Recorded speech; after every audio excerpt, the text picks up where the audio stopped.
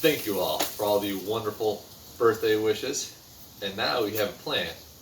And it is save it. Wait. Part it out. It might be worth more in parts. Sell all the parts. Can you really it's worth put a way price more tag in on parts having a than skill? anything else. Think all the space we can have for new, better projects and all the money too for the purple one. Oh, we could just use all that extra space in between That's your your ears. ears. Stop, gentlemen. I'm never going to financially recover from this.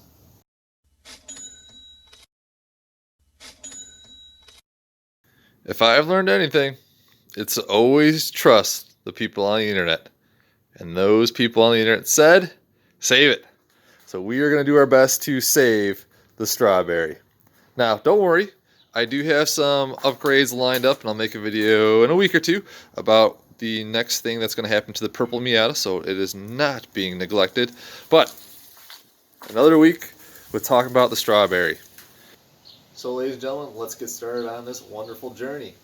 Now, the Miata cost $1,200, and if they were charging for rust instead, it would have been close to probably about $12,000. So what I'm going to do is figure out what exactly we're working with and where are the problem areas. And so my plan is to take one of these sticky notes anywhere I see rust or an issue and identify it. So here's my notepad, and let's just follow along and I'll show you some common areas for rust that you should check before you buy yourself a Miata. The biggest Miata killer is not drifty, boys, it's rust. And this is the front driver's side fender. If you take a notice right there, there is a leaf sticking out, which doesn't seem to be a huge deal. People love leaves, people love trees. But this is the early stages that we can prevent of the rust killer. Inside of that fender, you can see it's packed with only God knows what. And what will happen is the water will get stuck in there, and that water held against the metal will cause it to rust. So we need to clear those things out ASAP.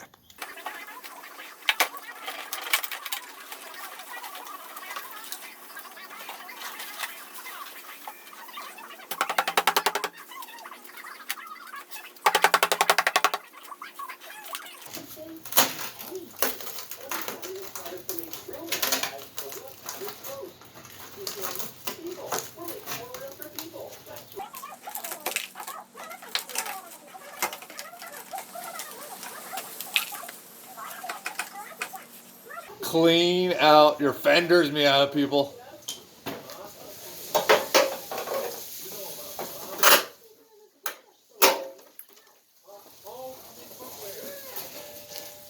So that's where the water comes out, dribbles down, and more Mazda rot. But it doesn't look nearly as bad, but give me a minute to investigate it more.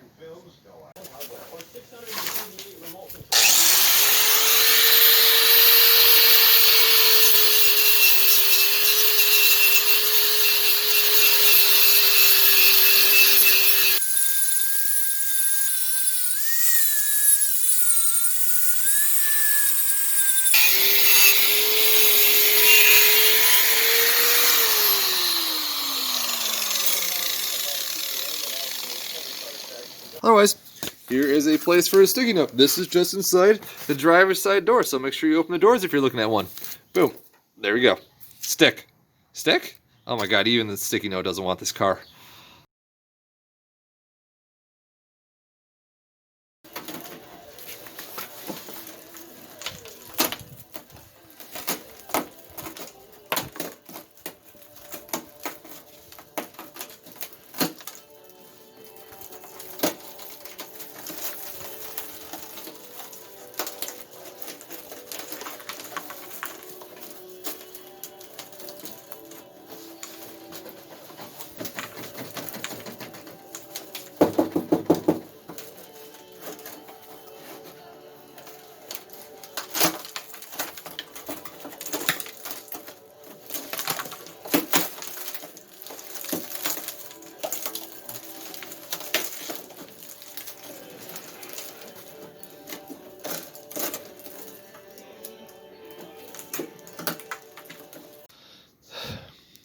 Taking off the fender was the hardest thing I've ever done on a Miata, and that includes supercharging and putting on coilovers.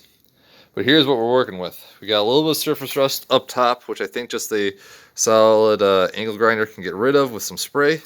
But down here, where that fender and the water sit with each other, that is the worst thing I've seen since the last Star Wars movie. And unfortunately, that rust has also spread inside of the wheel well over here. So we have a good amount of project time to learn on how to fix this stuff. But wait, there's more! The rear! I don't know what they sideswipe, but they sideswipe something up there.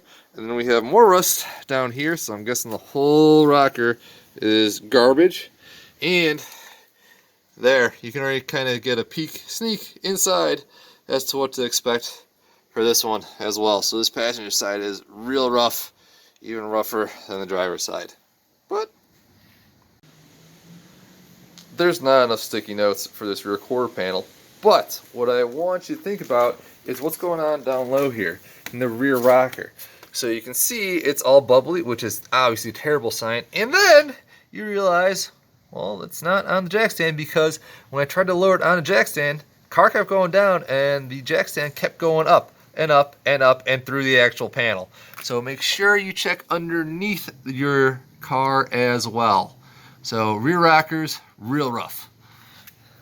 The next place you want to check for rust is going to be under the brake booster.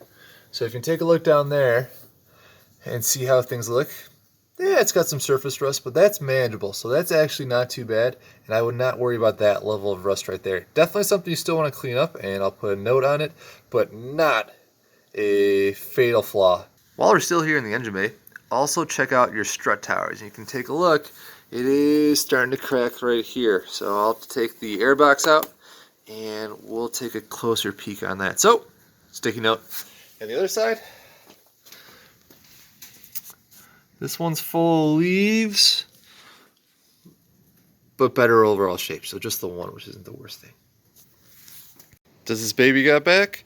Well, if you take a look, you want to check along where the actual trunk closes, and it's dirty, but not too bad. There is some over here though on the passenger side. So again, a commonly overlooked area is the trunk. Check that. That gets a sticky note. Although the previous owner did not do a good job with preventing a lot of the rust, it does smell delicious back here. No, that's not cat food. That is some wonderful scent. But the reason that I'm talking about is you want to remove this carpet and see what's happening on the floor of the trunk, because again, water will leak in here and it'll pool at the lowest spot, and when it sits against the metal, you're going to make a lot of rust. So I'll get this carpet out and I can see what we're working with. Honestly, I'm really surprised. No sticky note required for the base of the trunk. Last but not least, make sure the actual windshield area also is pretty rust free. And we have a little bit of bubbling right here, which makes me nervous, but the remainder of the windshield frame is a-okay. Now, if you look actually all the way under the car, the components like the lower control arms, not a big deal, but I'm looking at the floor pan and the rails, and those seem to be relatively okay. I'm super surprised we have any of these left over, so for me, that's an extra birthday gift. And I got this thing, angle grinder. It's a crusty, rusty remover, but it's kind of dangerous, so I should probably learn how to use it. But with that being said, the next plan is to remove and address all those rusty areas. Got nothing better to do at this point because we're on lockdown. But if you think this is interesting or have some comments, questions, or advice, please just tell me in the comment section below, and hopefully I'll see you next time. Take care, everybody.